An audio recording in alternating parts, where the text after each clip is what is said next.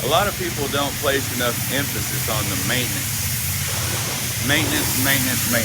They say in real estate, if you want real estate, it's about location. I want to tell you something. If you have equipment, it's about maintenance. It's very important that when you're done operating equipment, when you're removing it from the job site, go through, check your filters, go through and clean it very well, thoroughly. Look for problems. Be proactive. Find something that you can grease. Something when you were operating the equipment probably had a squeak or a sound.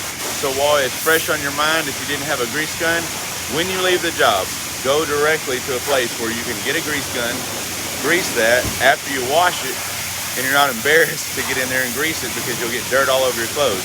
What operator wants to go sit down with their nice clean clothes in the morning when there might be some dew on the seat, and the first thing they do is they just glue their body with allergens and all the different stuff, that just dust and pollen that falls on the equipment.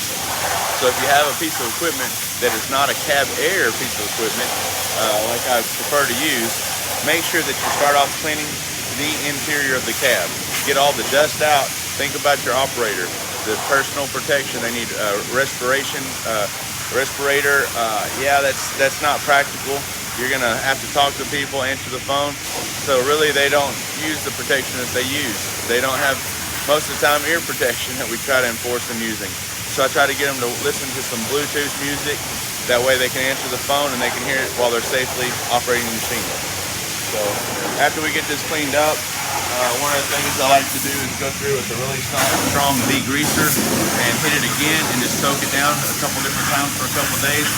After I do that, a really great secret is to open up the back and put some diesel in a pump-up sprayer or a spray bottle and spray the whole engine compartment with diesel. That's right, just regular diesel.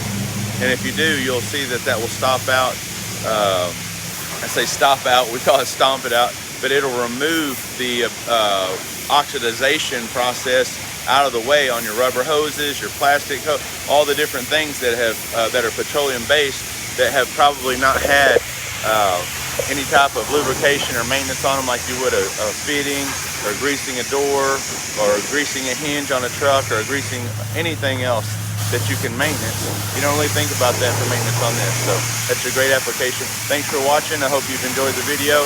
I've got to do maintenance on the truck. I've got to clean it, but we just kind of got out of the hurricane. A lot of loads of gravel and backfill were spread out. Now to get this to another job, it has to be completely clean, it has to be greased, and it has to be filled up with diesel, and it has to have the air filters checked and cleaned out, or I won't take it.